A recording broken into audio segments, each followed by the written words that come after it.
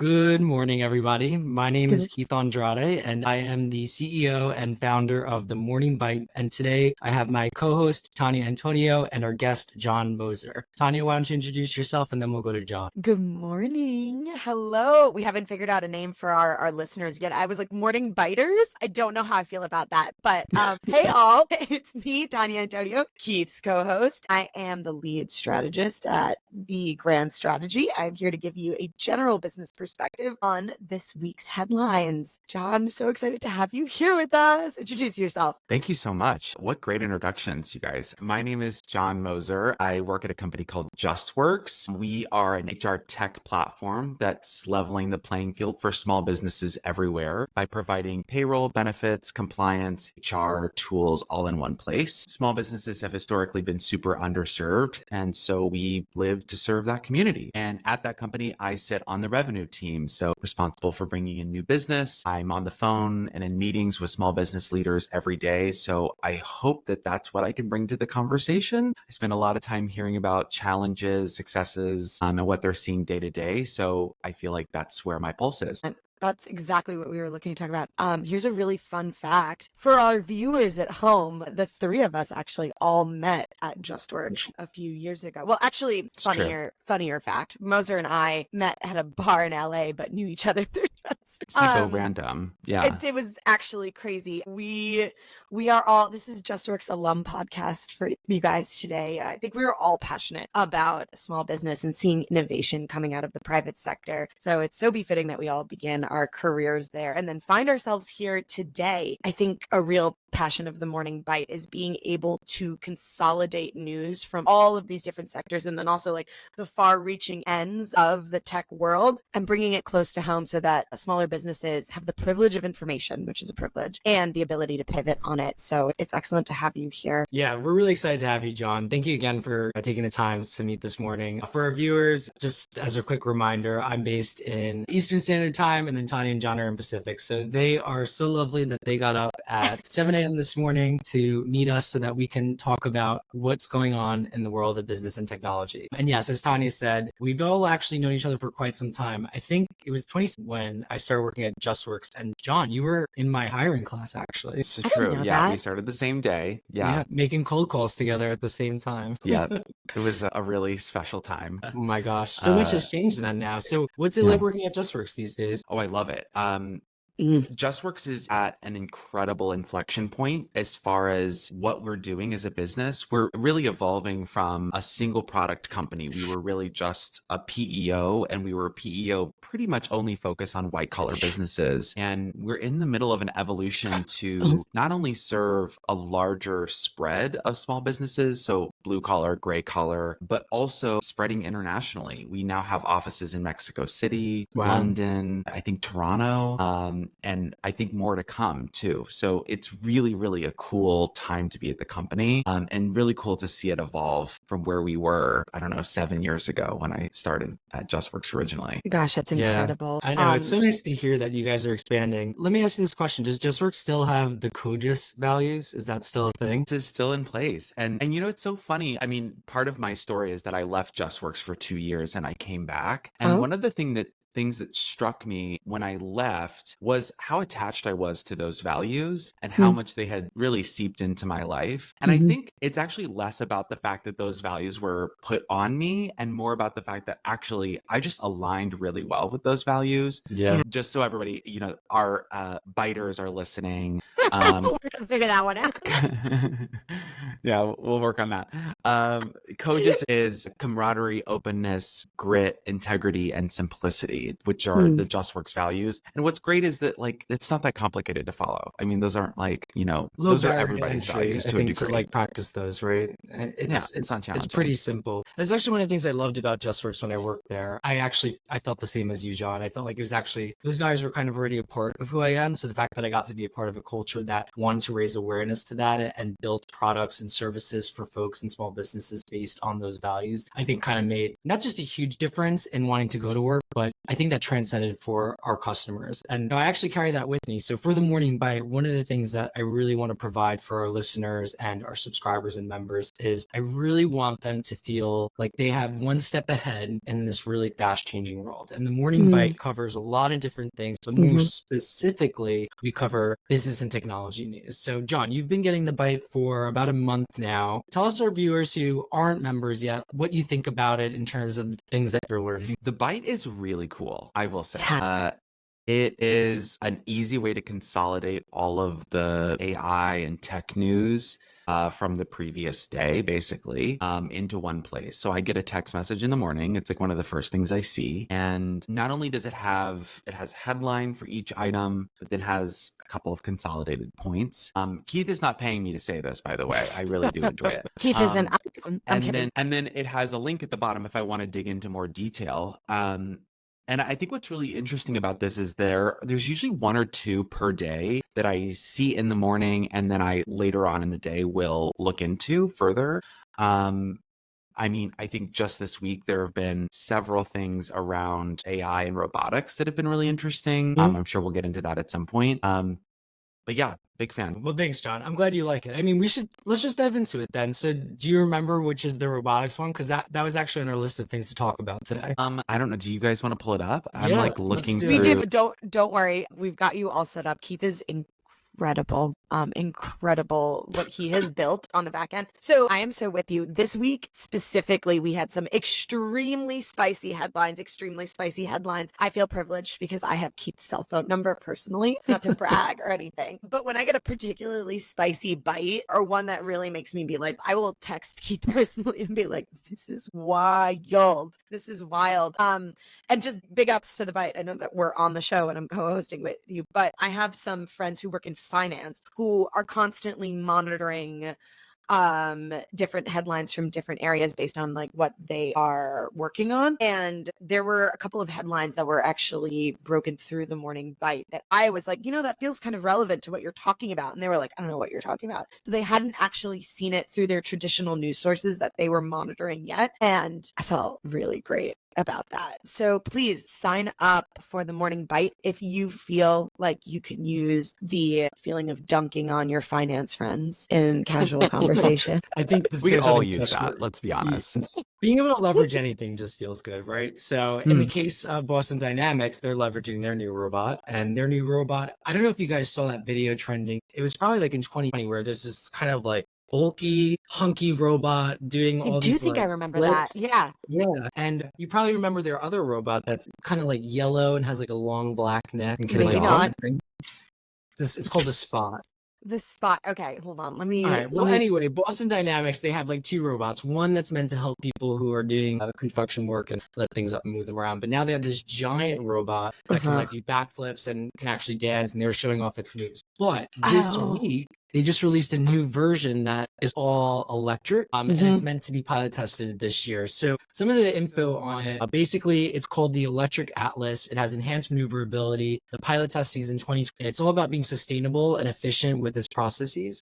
And they basically want to reshape the landscape of work. So when they unveiled this upgrade for Atlas, again, the most pivotal thing is transitioning into electric power, where previously it was all hydraulics. Oh, wow. That's really, really interesting. So I did a quick Google just so that I know that I am on the right track here. So yes, it does look like a dog. The yellow and black thing definitely looks like a dog. Yeah. The new robot, it seems to have, yes, there's a lot of video of backflips here that is so unnerving in a different way. And I'm frankly flabbergasted. I'm just having thoughts right now. What was the cartoon we watched growing up? Or maybe even like just before our generation with Rosie? The Jetsons. The Jetsons, yeah. This is it. We're here. I'm going to have to revise how I speak to my Roomba from now on because it feels like the revolution is upon. I mean, it's kind of interesting, right? How art winds up imitating life at the end of the day throughout history. Yeah. I mean, you could talk about the Jetsons. And then most recently, this is a question for our viewers and you guys too. Have you guys seen Black Mirror? Not the new season. I have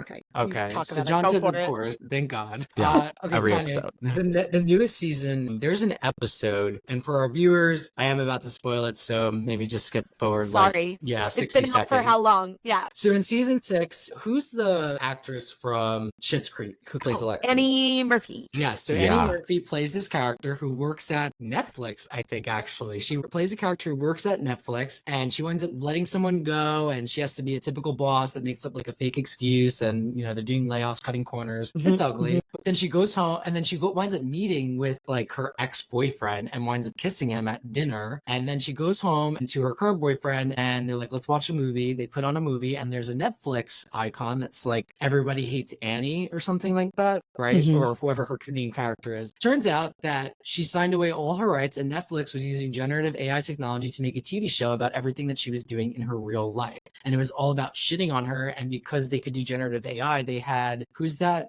Latina actress? I think it was Salma Hayek. I remember hearing about this. Was it Salma? Yeah. Okay. Yeah, so they I remember used hearing about her. this episode. It's crazy. So in Netflix, they used her imagery. She's in the Netflix, right? In the Black Mirror episode, Netflix does a contract with her to use her face to make AI images to play Annie Murphy. Do you with me? Yeah. I somehow. So Yes. it just turns out that Netflix is using AI technology in this TV series to like literally create a drama about people's lives and potentially ruining them in the process. Yeah, Right. we have a bite about Netflix and AI today, don't we? We do, That's exactly yeah. where I'm going with that. Oh, okay. So Tell me. What was the So- controversy? Well, so I think it's kind of funny. It's like, is Netflix foreshadowing? Or did they get the idea for this crazy episode of what could go wrong with technology because of what they know can exist? And in this case, Netflix has a crime series documentary where there's a picture of, I guess, one of the victims, and the image shows that the hands are clearly distorted. And that's a sign of AI manipulation, because right now with certain AI programs like Midjourney or ChatGPT, how you can tell it's fake or not, they call them AI artifacts, and the artifacts are things that look just a little out of place. So in this case, hands are very hard to mimic. So there'll be like an extra finger, or a fingernail might be missing. Very subtle, but if you look in, it's like, yeah, or like a claw, or like the hands have been melted together like melted crayons. It's very weird. A little bit unnerving. But it brings I feel into like question the integrity of true crime, right? It's like, okay, so Netflix is just manipulating something small to give viewers an understanding of like, this is what this person was doing. We know she was at a party. Let's make an image of her at a party using images we have of her. And it's like, all right, so where's the line? Yeah. Do you have a thought on this? I have a thought on this. You're making a face. Tell us your thoughts, John. I mean, when I read this Byte, I literally looked up to figure out if that true crime documentary was a real story or not. And it actually is something I've thought about a lot. I watch a lot of TV. We could talk about TV this whole time and that'd be good. But one thing I only dabble a little bit in is true crime. And the reason is because at the end of each true crime episode, I'm always like, this is the same thing over and over again. Like, it feels really repetitive. And it's to the point now where I'm like, they could really just make a fake true crime documentary, like the woman who was blue, and they showed I don't know, this was like a few months ago. Mother God. The colloidal silver woman. Yeah. Oh, boy. Yeah. Keith is like, I don't know what you're talking about. No idea. Keith, It's fine. Don't watch it. It's a lot. But long story short, like this, I literally looked into this and I was like, okay, is this a real person then? And of course it is, but they're clearly using AI in this particular case, whether they've admitted it or not. They're clearly using AI to manipulate those images. And my thought on it is that there should be some kind of like photo recreated flag or something, like the same way that they do like recreations of the moment somebody gets stabbed, that there should be like a flag. It's traditional to do reenactments in like So the just label it, Investigative right? Discovery has a bunch of shows that are like people who like, what is it, like A Million Ways to Die? That's a show that's like that, and that whole show is reenactments. So I probably don't have a delineation between that and that, but John, you bring up an excellent point. So like a good white woman, I am a devotee to true crime. But I think a couple of things I have to think about this. So one, we'd be really foolish just given the cost of production and how scaled back AI, like generating imagery through AI is in comparison to what it would take to film a scene like this in terms of filming rights. Like there's a whole bunch of things that has to happen weeks in advance just to film a simple scene. I'm not really making a case for this because I live in LA and I do not want to get a hit on me by any of the unions out here. But we'd be really foolish to think that any of these major corporations would not be leveraging AI to make it easier to film things or quickly fill in a gap in a show. That being said, the real controversy here is that this is dipping a toe into journalism. And it brings up the integrity of a documentary, right? Like dipping a toe. Now, as someone who loves true crime, the way that I look at some of these shows, because we are in a moment. Like, do you guys remember when avocados were like having a moment on the internet? True crime and murder is really having a moment right now. So I know as like a consumer of media and a consumer of true crime that like I kind of call these like they feel like fast food documentaries. They're really compelling. The way that they're like the voiceover is done, it's all meant to capture my attention. And it almost feels, to your point, like listening to a mystery novel, except it's real life. So there's a much larger conversation that can be had there that we're not going to get into today about like what the fanaticism of true crime has done to the landscape of solving crime. But it kind of peaks as a second wave after headlines whenever there's a new like murder. But I think just overall, the biggest issue with like hearing this, right, for our listeners, for all of us really, is who is going to hold people accountable. So it's like, are you going to hold a corporation accountable? Are you going to hold the person that green lights, go for it, accountable? Are we going to, hold a team accountable? This person, Jennifer Pan, right? Jennifer Pan. She's not eligible for parole until 20. So Netflix is using AI generated images to tell a story, to enhance it for their viewers, for engagement and entertainment, because that's what it is. It's for entertainment at the end of the day. I don't think it's... No, it's for entertainment. This is not... Yeah. And this person's life is like now being fucked around with, potentially. Yeah. In this case, it doesn't seem like they're in real risk of danger. I mean, it's just a reenactment. But once you start reenacting things, you create a perspective, right? You create a mood, a vibe, a story. And you allow this person's story to be told by a company rather than themselves. And it just, as we know, public opinion can sway a lot of things. It can sway an election. It can sway a new law. It can sway a business succeeding or not succeeding. And I think we're at a point now where these tech companies need to be held accountable. We're going to move on to the next topic, but it's still related to this. So in regards to keeping companies accountable, there's two companies that I'd like to speak about. One that is trying to help people be more accountable in their lives. That has to do with Microsoft via LinkedIn, who created some new AI features to help people find a job. But speaking of jobs, there's some people who did recently lose their job, and those are the employees at Google who were recently arrested for protesting Project Nimbus, which is a $1 billion Israeli contract. And the concern here is that, is tech being used ethically? Which brings me back to, is it being, are we holding the right people accountable? And the thing with the Google story, I don't know if you guys got a chance to like look at the article or read more into it, but Google does government contracts with many people, but it's in Google's terms of service that they will not utilize their services to harm people or groups of people. And if you look at the contract with Israel, that part is removed, redlined from it. Oh, wow. Listen, I mean, at the end of the day, so people are like, oh, Israel shouldn't be using Google images for AI technology to recognize faces because they're labeling the wrong innocent people as potential people to like arrest or kill. And listen, I understand the point of wanting to use security measures. It sounds like a really great idea, but if it's not 99 certain that the imaging is correct, I just don't see risking innocent people's lives as an option. But Israel is being attacked from many places, and their whole country is being attacked. So fortunately, here in America, we're not being attacked by every angle. So I can't actually put myself in their perspective. I don't know what they're thinking, how scared they are, whether I agree with them or not. All I can say is that, many tech companies work with different governments and do different things for what the government thinks is right to build their business. Same thing with China. If you Google Tiananmen Square, it ain't coming up. Yeah. No, 100 is going to bring it back to the contract and the actual text. So is the point of contention really about we seeing like the same thing that we like, is this the same problem that we haven't solved yet with images, is like inappropriate tagging and insert of bias in the algorithm? Or was there something else that's going on? That's such a good question. I think it Thank could you. be both. Yeah. No, really, I think it's a little bit of both. Like, who is programming it, right? How are they making sure that, I don't know how it works, so I don't want to give our viewers a lot of hearsay and make this really biased even more. But I think just generally, you bring a really good question. Is it biased and is it being done correctly? Sure.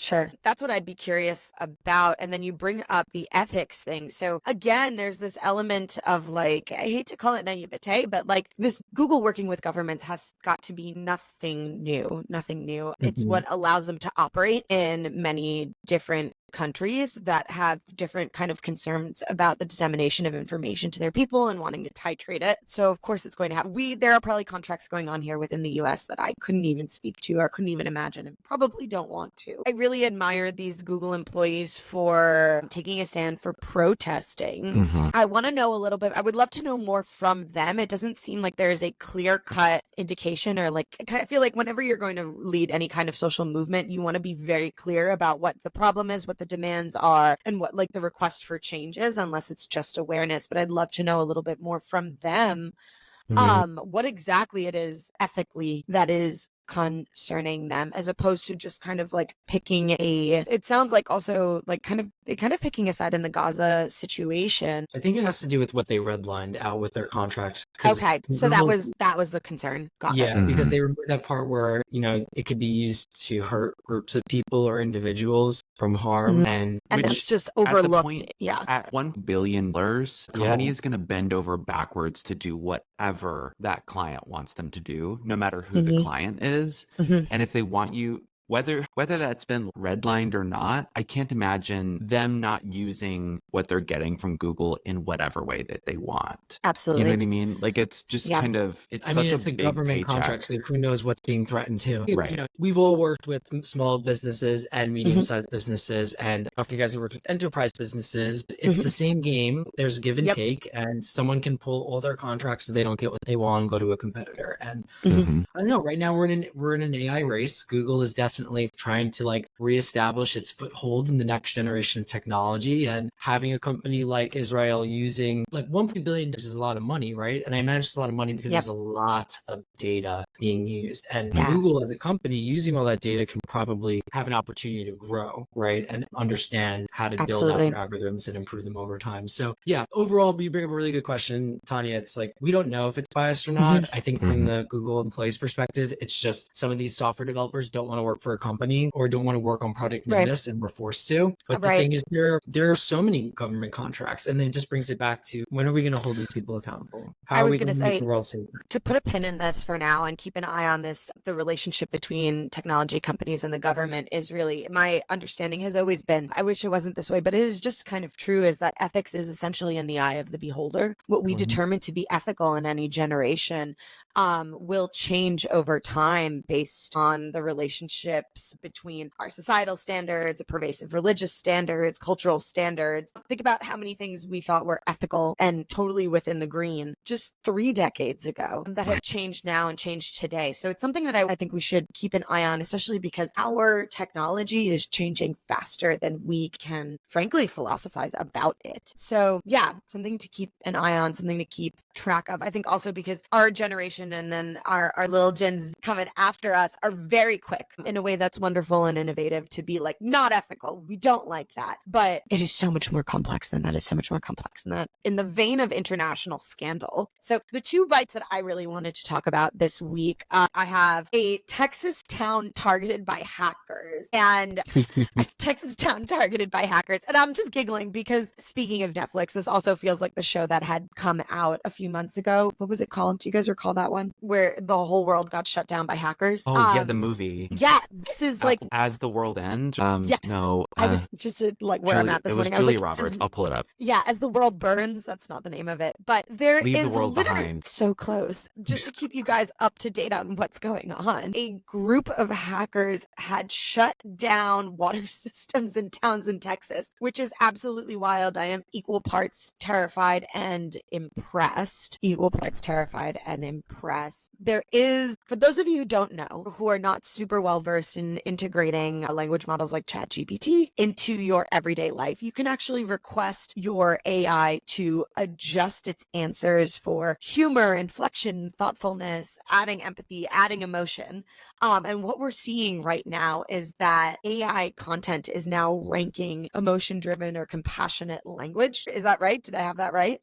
Do you guys have some thoughts on that? Just being consumers of online media, being a part of the online conversation, and maybe any difference between platforms that you've been seeing? Oh boy. I mean, it's scary because it's just one other side of the same freaking coin. I mean, it's nice not seeing people hate on like queer people for on social media every time I go on it, or just like this political bias of them versus us, you know, whether you're blue state or red state. I haven't really seen that in a minute so far, which has been nice. But if we're only focusing on the positive, right, then are we missing out on really important things that everyone should be aware of, like climate change or natural disasters or humanitarian disasters? Like what is going on in the Middle East right now? It torments me. I've seen some of the posts. There's definitely children dying. There's definitely children starving. It's bad for both sides, but you know, I don't want that on my feed all the time, so I can appreciate these algorithmic feeds being more positive. But at the same time, how are we supposed to, as a global social community, protect ourselves from natural dangers that happen within societies if we're not being exposed to them? Do you have a thought, Moser? I have a thought.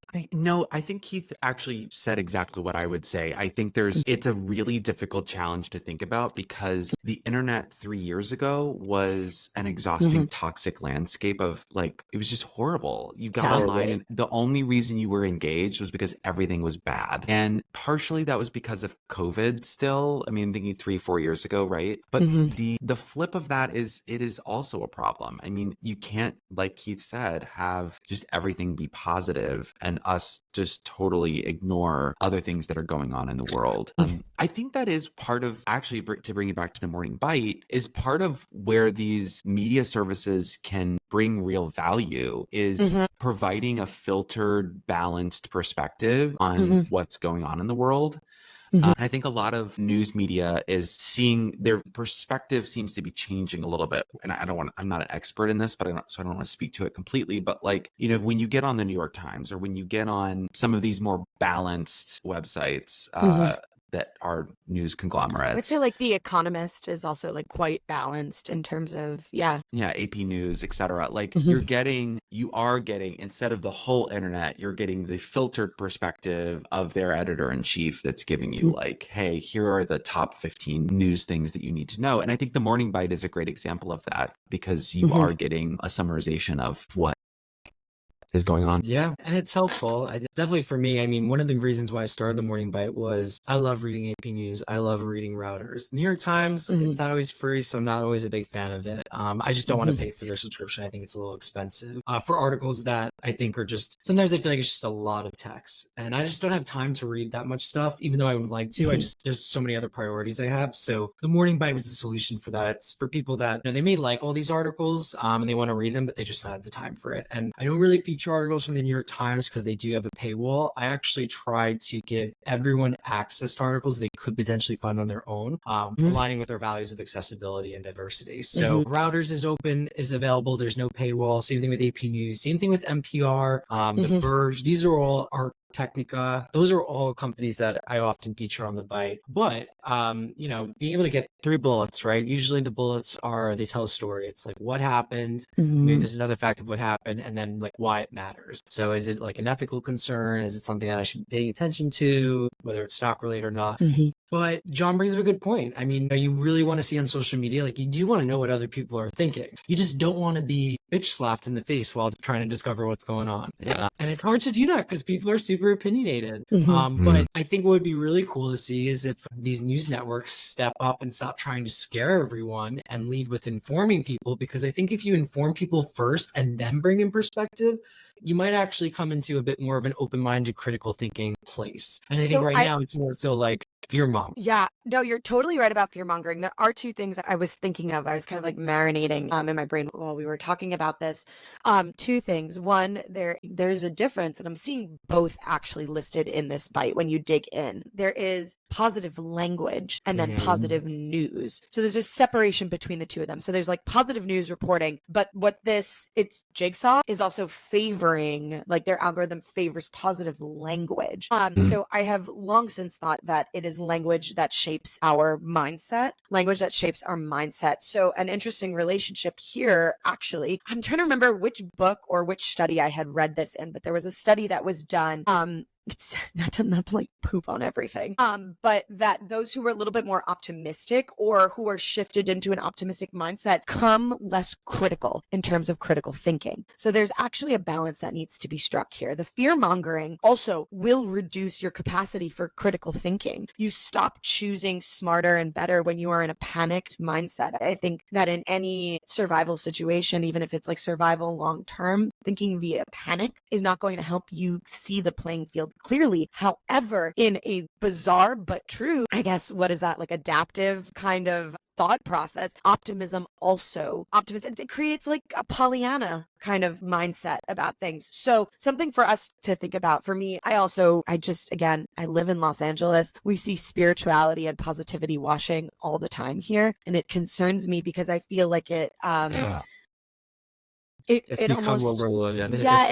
deadens the genuine experience of bad news. So I don't think anyone here in this conversation is a proponent of either or, but I do want to make sure that we are not we're careful with things like this because this will quickly shape. I think the danger of any algorithm that we haven't been able to step out of yet is that by nature of what an algorithm is, it's an echo chamber. I think it sounds a lot like you're creating, what you're addressing here is it's super important to be in a factual growth mindset. It's factual in the sense of like being grounded in reality. Like, these are the facts. I don't like them. This is what we should probably do to grow and enhance the reality of our situation. And I think the news is more about like, let's inform them of the reality of the situation, of all the ways it could go wrong. And then let's just cut to a new story really quick. And it's like, whoa, you're leaving everyone hanging. Like, you actually just left people with all this angst rather than creating an opportunity for people to be informed to the point where they can make positive decisions, right? Because horrible things can happen to you, but you have to decide at what point am I going to take a step in the right direction? And I think the news misses the stepping part. Sure.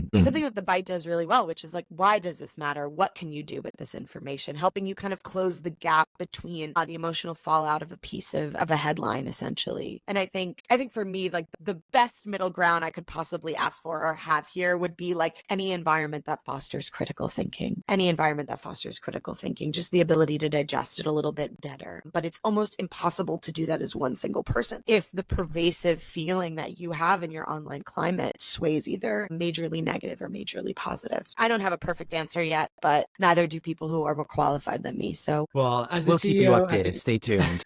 Well, Tanya, as the CEO of the Grand Strategist, I think you know quite a lot when it comes to critical thinking and empowering people to make the right decisions long term. So thank you so much. I think about that all of the time when I work with my executives. I think people don't give their chief executives or CEOs enough credit because they don't realize how much your hands are tied by the balancing act of creating a successful company, moving forward, sustainable growth, and then also providing for your team and employees. That creates a lot of limited movement, and like having a good strategist on board with you will help you use critical thinking by someone whose hands aren't tied. Look, I went out. Look at the field with you and be like, how do we choose best? So I am a big proponent of thoughtful action. Well, really glad to have you here because I think a lot of people need some of that guidance in their life. So for our listeners, we're gonna wrap up now. We covered Netflix, we covered their share price, we covered electric robots, we covered Google employees getting arrested, how that affects on a global political scale. I mean, there's so much related to technology that is changing every day. There's a lot of stuff to really. Can you imagine if all of these bytes that we went over, like if you had to read the entire article? I mean, I just don't have enough time to always do that. So, if you want a reliable source of information, but you don't have enough time to really read all these articles and analyze it, you can trust the Morning Byte as being a distraction-free opportunity for you to stay informed and stay ahead quickly. Our bullets are factual. They're meant to tell a quick story so that you understand what's going on. And of course, if you want to go back and read more, we do include a shortened URL in the text so that you can actually go evaluate it later on. So that way you are empowered to make the right decision and take the right step into the future that you need. So my name is Keith Andrade. I'm the CEO and founder of the Morning Byte. Thank you, Tanya, for joining us today. And thank you, John. Do you guys want to share any last things for our viewers? Maybe something about yourself, or it could be something that might be able to help them as they try to leverage business and tech in their world. John, you should definitely mention Justworks. How can we find you? How do we work with you? Tell us more, John. Oh my gosh, thank you. Let me plug Justworks. You can find me at john@justworks.com. I'm JOHN at justworks.com. And your if LinkedIn, you're curious about too? us, check us out. We are really focused on small business. We're really, truly not trying to serve larger businesses. We really want small businesses to be truly taken care of. And what else is there to say about that? Yeah, hit me up if you want to work on it. That's it. Awesome. Thanks, John. Amazing. You want me to sign off? We're going to have to find a really better. I was like, okay, biters, gotta figure that out. Have an excellent morning. Thank you for joining us here. I love doing my weekly recaps with you every week. I love our guests. I hope you guys do too. I think what the Morning Byte podcast is really an exercise in being able to metabolize all the news from the week. Again, my name's Tanya Antonio. I am the principal strategist at the Grand Strategy. We are a strategic management services agency. We work with small and mid-sized businesses. We really are a revenue and reach focused organization. So frankly, let's put this in lay terms. Do you need more money? Do you need more eyeballs? Want to figure out how to get both? Call me. Thanks, everyone. Have a great weekend. Awesome. Love that. Thanks, guys. I'll see you guys soon. Bye. Bye.